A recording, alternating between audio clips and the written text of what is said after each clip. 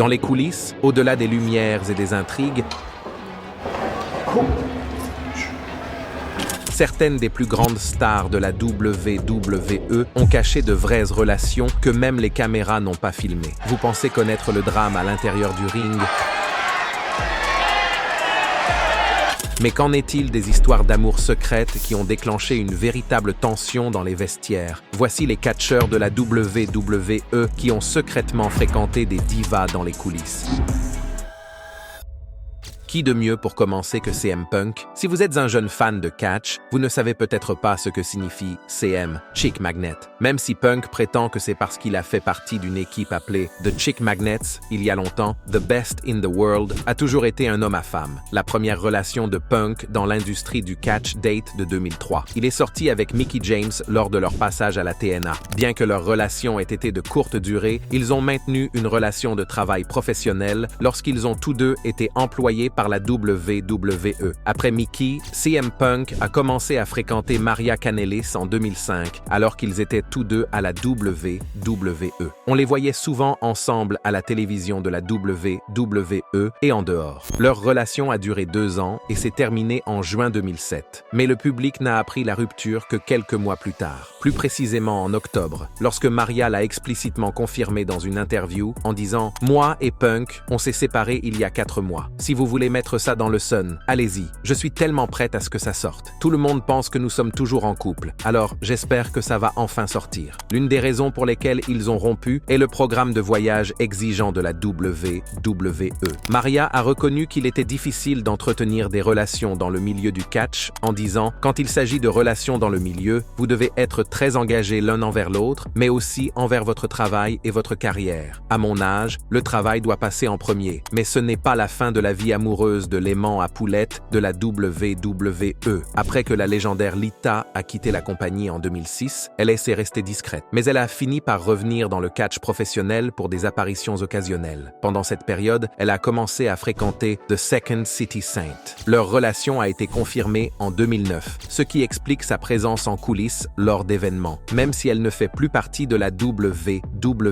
La relation entre Lita et Punk a duré plusieurs années, mais ils ont gardé les choses très privées et n'ont été vus ensemble en public que lors de la cérémonie d'intronisation au Hall of Fame en 2013. Leur relation était indéniable, mais comme la plupart des relations dans le catch, elle a fini par s'éteindre. Apparemment, il y a eu une séparation au cours de cette période de 4 ans, car Punk a brièvement fréquenté Beth Phoenix, membre du Hall of Famer de la WWE, à la fin de l'année 2011. Je vous avais dit qu'il était un aimant à filles. Cependant, cette relation n'a duré que quelques mois, et ils ont rompu vers le mois de décembre. La chronologie est un peu obscure, cependant. Certains fans spéculent que Punk pourrait avoir chevauché ces relations, suscitant des rumeurs d'infidélité. Ce que nous savons avec certitude, cependant, c'est que, comme d'habitude, après sa rupture avec Beth, Punk ne s'est pas retenu. Il a exprimé ses frustrations dans une interview, laissant échapper des commentaires tels que « ça ne fait pas mal du tout de mettre fin à une relation » et appelant des personnes non nommées à se transformer en « parfait connard ». Bien qu'il n'ait pas cité de nom, les fans ont rapidement fait le lien, supposant qu'il faisait de l'ombre à Beth Phoenix. Mais Beth n'a pas répondu. Pas d'applaudissements, pas d'interview, pas de messages sur les réseaux sociaux. Silence radio. On pourrait penser que c'est fini, non? Mais non. Après Beth, Punk s'est remis avec Lita, comme on peut le voir lors de la cérémonie d'intronisation au Hall of Fame en 2013. Mais comme si les choses n'étaient pas déjà assez épicées, la relation entre Lita et Punk s'est terminée à peu près au même moment où Punk a commencé à sortir avec AJ Lee. Yup, pour aggraver les choses, il est largement documenté qu'AJ Lee a idolâtré Lita en grandissant. Il existe même un clip célèbre datant de 2001 dans lequel AJ, ébloui, s'extasie sur sa rencontre avec son héroïne. 10 ans plus tard, AJ partage le drame des relations en coulisses de la WWE avec son idole d'enfance. La boucle est bouclée. Pour résumer, Punk et Lita ont commencé à sortir ensemble en 2009 et ont rompu. Punk est sorti avec Beth Phoenix en 2011 et s'est remis avec avec Lita jusqu'en 2013. N'oubliez pas, cependant, KJ Lee a fait ses débuts à la WWE en 2010 pendant cette période et est rapidement devenue une amie proche de Punk. À la fin de 2013, Punk et AJ ont été vus publiquement ensemble, ce qui a déclenché des rumeurs selon lesquelles leur relation chevauchait le temps qu'il a passé avec Lita. Selon ces mêmes rumeurs, Punk aurait courtisé AJ alors qu'il était encore avec Lita. On parle même d'interactions maladroites en coulisses où les trois étaient présents. Les rumeurs mises à part, dans l'autobiographie d'AJ Lee, elle décrit sa relation avec Punk comme étant compliquée, laissant entrevoir des sentiments naissants bien avant qu'ils ne commencent officiellement à sortir ensemble. Mais en plus de cela, AJ a également déclaré qu'ils ont passé des années à nier les sentiments qu'ils avaient l'un pour l'autre et à naviguer dans leurs autres relations avant de finalement se mettre ensemble. Je vais vous laisser relier les points ici, Sherlock, mais leur première grande sortie publique en tant que couple a été un match des Chicago Cubs en 2013, juste au moment où la relation de Punk avec Lita s'est évanouie. En juin 2014, CM Punk et AJ Lee se sont mariés lors d'une cérémonie discrète et le couple ne s'est jamais démenti depuis. Lita n'a jamais abordé les rumeurs directement, mais il y a eu des rapports de tension en coulisses entre elle, Punk et AJ avant l'intronisation de Lita au la Hall of Fame en 2014. Certains initiés ont même spéculé que l'intronisation n'aurait peut-être pas eu lieu si CM Punk n'avait pas déjà quitté la WWE à ce moment-là. Malgré tout, Punk et AJ sont restés très discrets sur cette histoire.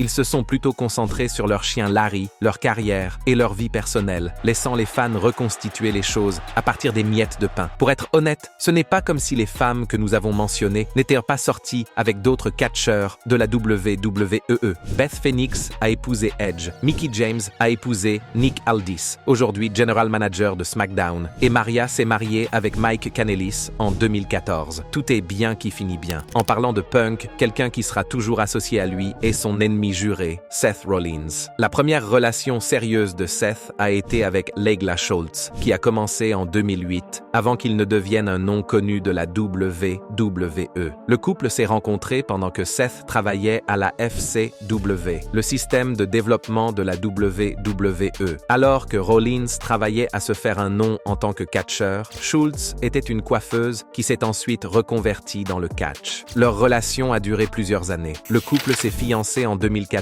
mais leur relation a connu une fin dramatique et publique peu de temps après. En février 2015, des photos privées de Rollins avec la catcheuse de NXT Zahra Schreiber ont été divulguées en ligne sur les comptes de médias sociaux de Seth. Sa fiancée a découvert qu'il la trompait et s'est vengée de la manière la plus dure. Elle a révélé l'affaire en publiant les images privées sur les comptes de médias sociaux de Seth. Rollins a rapidement réagi à cette fuite en publiant des excuses publiques sur X. Il a exprimé ses regrets pour l'incident en déclarant « Je voudrais m'excuser auprès de tous les fans de la WWE, de ma famille et de mes amis pour les photos privées diffusées sans mon consentement. » L'incident a mis Rollins et la WWE dans l'embarras. Mais après la révélation publique, Seth et Zahra se sont fréquentés ouvertement. Tous deux étaient alors employés de la WWE, Rollins sur le roster principal et Zahra à NXT. Malgré ce début controversé, leur relation s'est poursuivie et ils sont apparus ensemble lors de nombreux événements. Mais cette relation a été de courte durée. La WWE a libéré Zahra en août 2015 en raison de ses publications controversées sur les médias sociaux et ils se sont séparés en 2016. Malgré la controverse, la WWE n'a pas blâmé Rollins. Après cette période tumultueuse, Rollins a commencé à fréquenter Sarah Alessandrelli vers 2018. Sarah a travaillé comme barmaid au Texas avant d'ouvrir sa propre boutique. Ils se sont rencontrés par le biais d'amis communs et ont assisté à plusieurs fonctions de la WWE, y compris la cérémonie d'intronisation au Hall of Fame en 2018. Leur relation semblait plus stable que la précédente de Rollins, mais a également été de courte durée. En février 2019, Rollins et Sarah ont rompu. Le moment de cette rupture a coïncidé avec des rumeurs selon lesquelles Rollins avait développé des sentiments pour nul autre que The Man, Becky Lynch. Ces rumeurs allèrent bientôt être confirmées comme étant la réalité. Tous deux sortèrent d'une relation difficile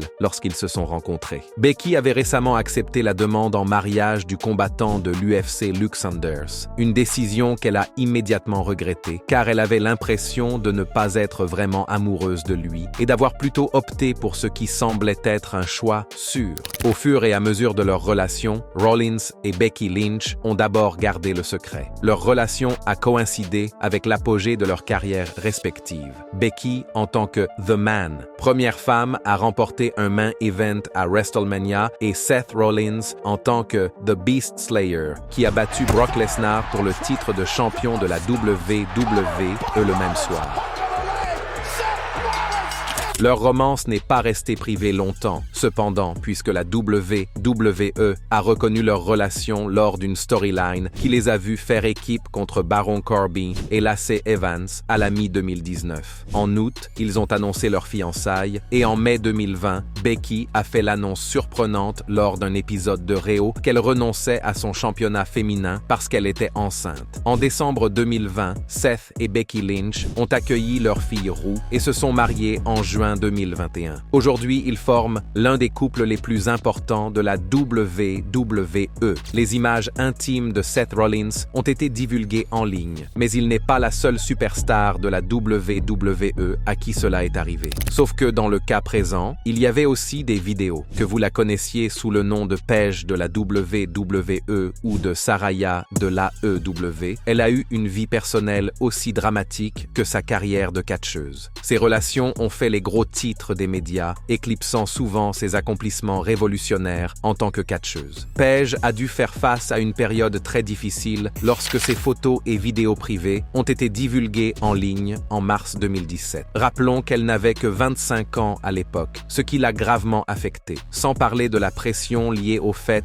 d'être dans le collimateur du public. À l'époque, Paige luttait contre des problèmes de toxicomanie. Elle a décrit le moment où elle a découvert la fuite comme le moment le plus terrible de sa vie. Paige a raconté qu'elle était tellement choquée et incrédule qu'elle est sortie de chez elle en courant et s'est cachée dans un buisson, craignant que les gens ne la reconnaissent et ne sachent ce qui s'était passé. Ces fuites comprenaient des moments intimes entre elles, l'ancien catcheur de la WWE Brad Maddox et Xavier Woods du New Day. La situation l'a poussée à un point tel qu'elle ne voulait plus être en vie. Dans une déclaration publique sincère, elle a exprimé son regret d'avoir fait confiance à quelqu'un qui a profité d'elle, ce qui a conduit à la publication non autorisée de son contenu privé. Le soutien de sa famille a joué un rôle essentiel dans le rétablissement de Paige. Des années plus tard, elle revient sur cet incident avec regret et résilience. Elle a déclaré que cette expérience avait été une dure leçon, dont elle espérait qu'elle servirait d'exemple à d'autres. Malgré la honte et l'humiliation publique qu'elle a subie, Paige a reconstruit sa vie et sa carrière, trouvant finalement la paix et allant de l'avant après cette expérience traumatisante. Comme je l'ai déjà mentionné, Xavier Woods figurait également dans les vidéos qui ont fuité. L'incident a coïncidé avec la montée en puissance de sa carrière au sein du New Day. Le groupe a brièvement évoqué la situation lors d'un événement de la WWE et Woods l'a subtilement abordé d'une manière qui a semblé apaiser les tensions. Mais à vrai dire, cette brève reconnaissance n'a pas tenu compte de la gravité de la situation, surtout si l'on considère les conséquences pour Paige. L'ancien catcheur de la WWE Brad Maddox a enregistré un grand nombre de ses vidéos divulguées, bien que son nom n'ait pas été mentionné aussi souvent. Maddox a quitté la WWE en 2015 et depuis lors, il s'est largement tenu à l'écart de l'opinion publique, ne faisant aucune déclaration sur l'incident. Malgré la tempête médiatique initiale, la WWE n'a pas pris de mesures punitives à l'encontre des personnes impliquées, reconnaissant qu'elles étaient des victimes plutôt que des coupables. Malheureusement pour Paige, ce n'était pas la fin de ses relations controversées avec d'autres catcheurs de la WWE.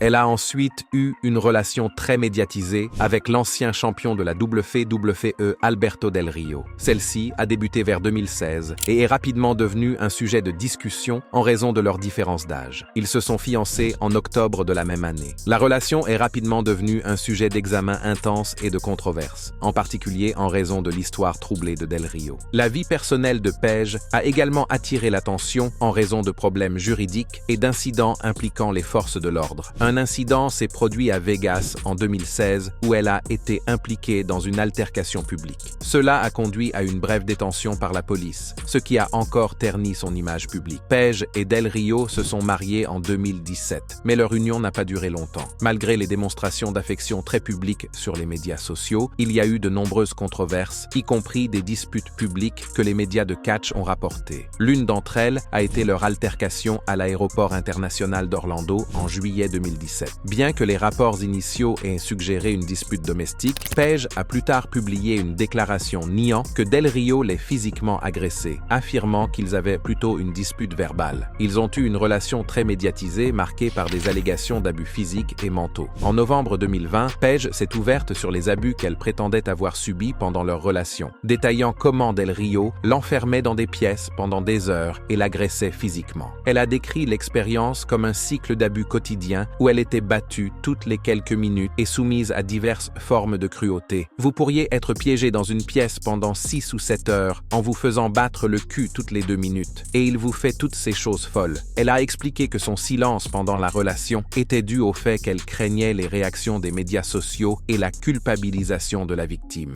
Del Rio a nié avec véhémence ces allégations et a même affirmé qu'il était la victime. Il a affirmé que Paige était celle qui abusait de lui et qu'il avait des preuves à l'appui. Monsieur Del Rio a même laissé entendre qu'il pourrait intenter une action en justice pour diffamation à l'encontre de Paige en maintenant sa position selon laquelle ces allégations étaient fausses. La famille de Paige a également fait part de ses inquiétudes au sujet de la relation, affirmant que le président Del Rio était violent et manipulateur. Ils ont publiquement exprimé leur soulagement lorsque la relation a pris fin à la fin de 2017. La fin de leur relation n'a pas apporté une paix immédiate, car ils ont continué à faire des déclarations publiques l'un contre l'autre. Les problèmes juridiques ultérieurs de Del Rio, y compris les accusations d'enlèvement aggravé et d'agression sexuelle impliquant une autre femme, ont encore mis en évidence la nature tumultueuse de sa vie et ont indirectement validé certaines des allégations d'abus de Paige pendant leur temps ensemble. Heureusement, John Cena n'a pas fait l'objet de ce type d'accusation. Le franchise player de la WWE pendant les années 2000 et 2010 a eu une histoire romantique qui a croisé sa vie professionnelle. Bien qu'il soit très soucieux de préserver son image publique, les relations de Cena ont donné un aperçu de sa vie privée. Par exemple, en 2007, alors qu'il était le visage de la compagnie, Cena est sorti avec la championne féminine de la WWE de l'époque, Mickie James.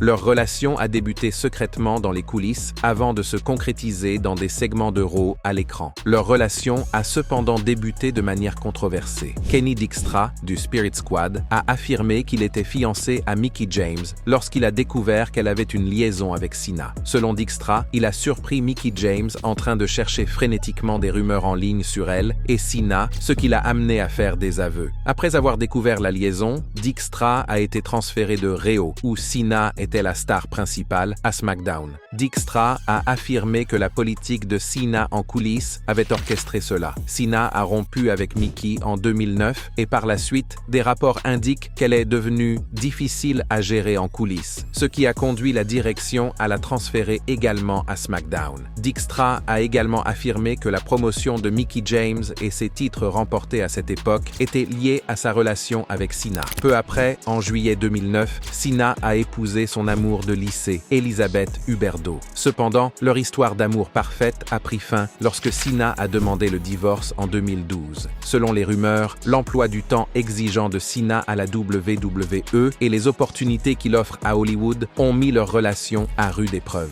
La procédure de divorce a d'abord été conflictuelle avant d'être réglée à l'amiable. L'une des raisons invoquées par Cena pour expliquer la séparation était qu'ils s'étaient disputés au sujet de la rénovation de leur maison. Mais Elizabeth Huberdeau avait une version différente. Elle a contesté leur contrat de mariage, affirmant avoir des preuves des liaisons de Cena, y compris des textes et des photos incriminants. Elle s'est toutefois rétractée par la suite et a réglé le divorce à l'amiable. S'agissait-il d'une récompense? Nous ne le saurons peut-être jamais, mais les spéculations ont fait parler les fans.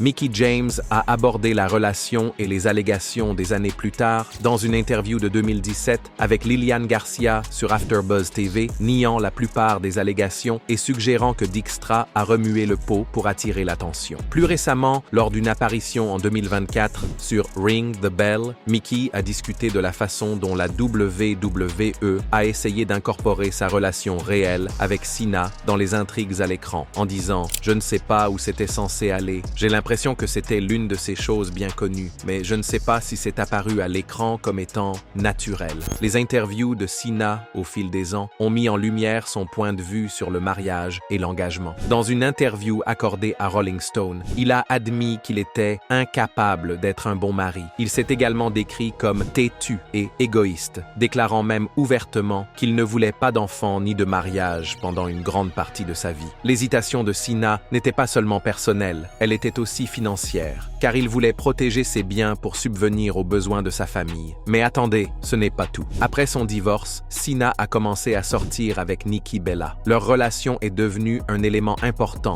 des émissions Total Diva et Total Bellas, donnant aux fans un accès sans précédent à leur vie privée. Le thème récurrent de leur relation est le désir de Nikki Bella de se marier et d'avoir des enfants, alors que Cena est réticent à s'engager. Lors de WrestleMania 84 cm 2017, Cena a demandé Nikki Bella en mariage sur le ring après qu'ils aient battu The Miz et Maryse dans un match d'équipe mixte. La proposition semblait signaler un changement dans la position de Cena sur le mariage. Cependant, en avril 2018, quelques semaines avant la date de leur mariage, le couple a annoncé sa séparation. La rupture est devenue une intrigue centrale de Total Bellas, les discussions sur la réticence continue de Cena à avoir des enfants étant un facteur important. Bien qu'ils se soient brièvement réconciliés, leur relation a pris fin définitivement en juillet 2018. Cena a retrouvé l'amour avec Shay Shariadzadeh, qu'il a rencontré lors du tournage de Playing with Fire. Leur relation a commencé au début de 2019 et contrairement à sa relation précédente avec Nikki Bella, Cena a gardé cette romance en grande partie privée. Ils se sont mariés en octobre 2020 lors d'une cérémonie privée en Floride, suivie d'une deuxième célébration de mariage en juillet 2022. Maintenant, faisons quelques triangles amoureux, voulez-vous? En 2006, Batista a finalisé son divorce avec sa seconde femme, Angie, et Melina se serait séparée de John Morrison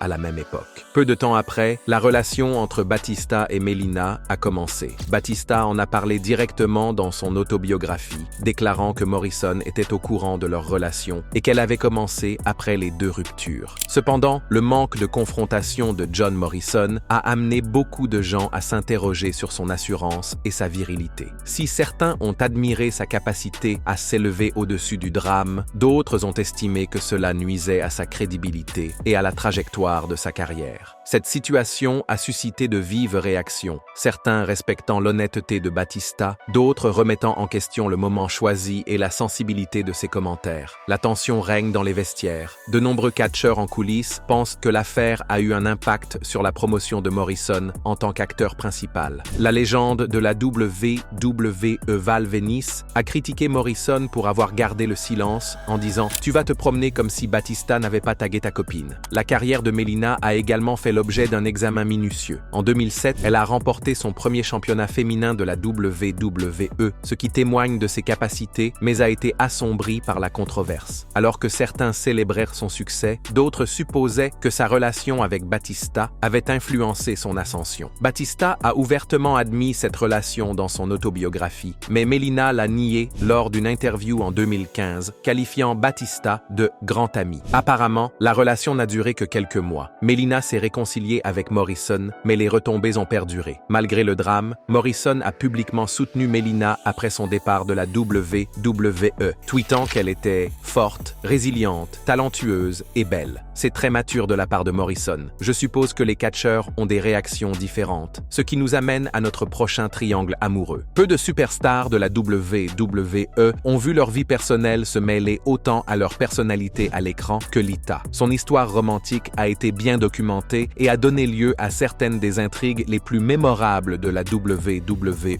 En 1999, Matt Hardy et Lita ont commencé à se fréquenter. Au début des années 2000, ils font équipe avec Jeff, le frères de Matt au sein de la Team Extreme, devenant les favoris des fans grâce à leurs mouvements de haute voltige et à leur indéniable alchimie. Ils vivaient ensemble et formaient l'un des couples les plus puissants du catch. Les fans adoraient leur alchimie, tant sur le ring qu'en dehors. Leur relation a pris un tournant dramatique en 2004 lorsque Matt a subi une grave blessure qui l'a tenu à l'écart pendant plusieurs mois. Pendant cette période, Lita a continué à voyager avec la WWE alors que Matt était en convalescence à la maison. Pendant ce temps, Lita se rapproche d'une autre superstar de la WWE, Edge. Cette situation était d'autant plus compliquée qu'Edge était marié à l'époque et qu'il était un ami proche de Matt et de Lita. Au fur et à mesure que Lita et Edge passèrent du temps ensemble sur la route, leur relation est passée de l'amitié à la romance. Leur liaison est restée secrète pendant un certain temps, mais début 2005, Matt a découvert des SMS incriminants d'Edge sur le téléphone de Lita. Lorsque Matt l'a confronté, Lita a admis sa liaison et les choses ont commencé à s'envenimer. Hardy s'est rendu sur Internet pour exprimer publiquement ses griefs et a même crevé les pneus d'Edge lors d'un événement de la WWE.